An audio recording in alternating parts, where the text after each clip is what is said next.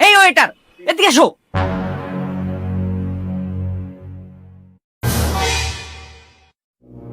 জি sir, কোনো সমস্যা?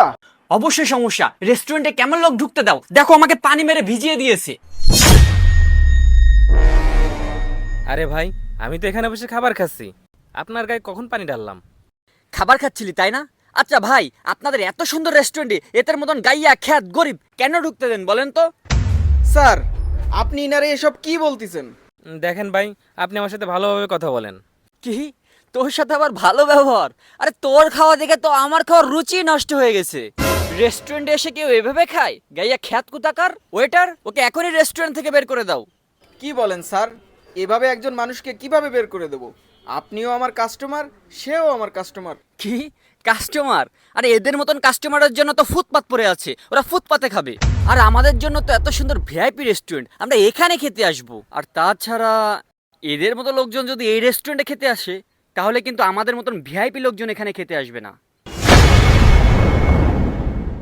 ঠিক আছে স্যার, আপনি শান্ত হন। আমি ম্যানেজারের সাথে কথা বলে দেখতেছি কি করা যায়।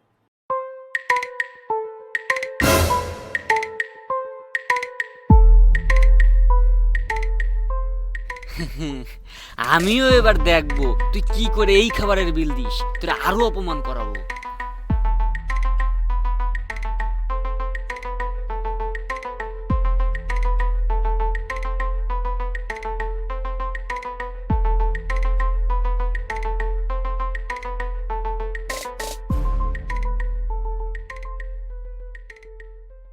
স্যার, আমাদের ম্যানেজার বলছে কোনো কাস্টমার যেন কোনোভাবে কষ্ট না পায়।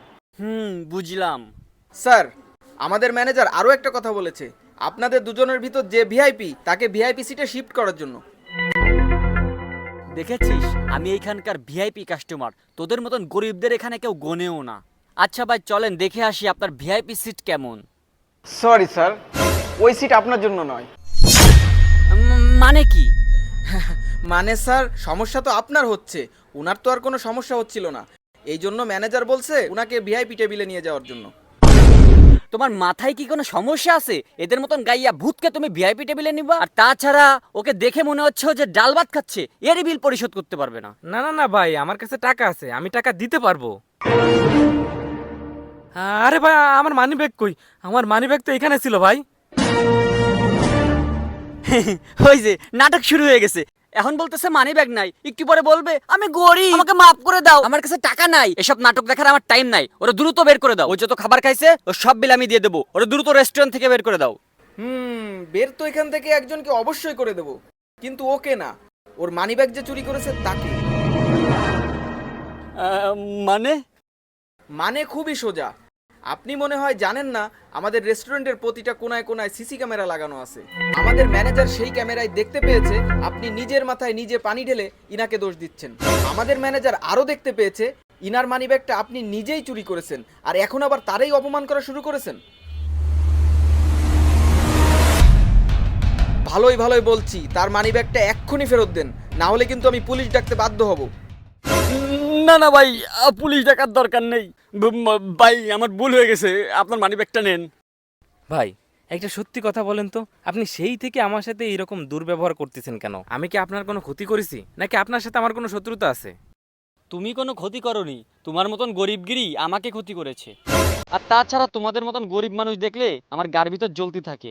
শোনেন, ভালো পোশাক পরলে ভালো মানুষ হওয়া যায় না, ভালো পোশাকের আড়ালেও খারাপ মানুষ লুকিয়ে থাকে, যেমন আপনি।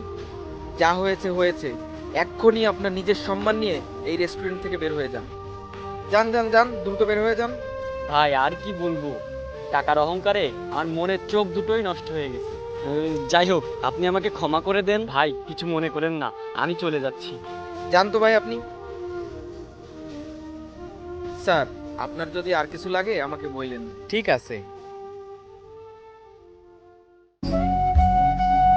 তোমরা ভাই বড় লোক হতে পারো, কিন্তু মানুষ হতে পারো না। আমরা গ্রামের মানুষ একটু সহজ সরল হয়ে থাকি।